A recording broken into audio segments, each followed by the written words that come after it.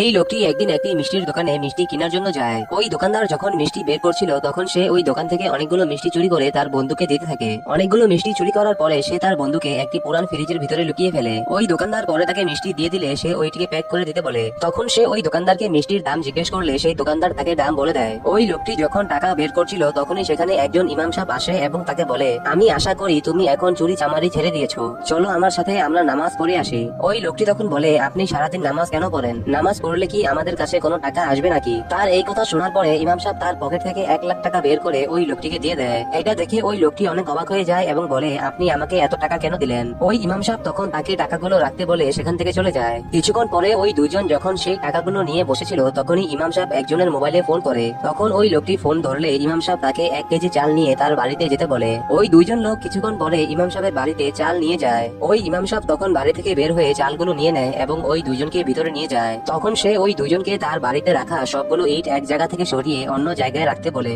ওই দুইজন তখন ইমাম সাহেবের কথায় রাজি হয়ে যায় এবং সেই কাজ করতে থাকে। ওই দিন বিকালে ওই দুইজন ইমাম সাহেবকে বলে, আপনি আমাদের আজকে সকালে 1 লাখ টাকা দিয়েছেন, আপনাকে অনেক ধন্যবাদ। তখন সেই ইমাম সাহেব বলে, আমি তোমাদের 1 লাখ টাকা দিয়েছি এই কারণে আজকে সারাদিন তোমরা আমার কাছে কাজ করলা। আমাদের আল্লাহ আমাদের কত কিছু দিয়েছে কিন্তু তোমরা তার নামাজ আদায় করতে যাও না। এটা শুনে ওই দুইজন তার ভুল বুঝতে পারে এবং আল্লাহর কাছে ক্ষমা চায়। পরে তারা ইমাম সাহেবের সাথে নামাজ পড়তে চলে যায়।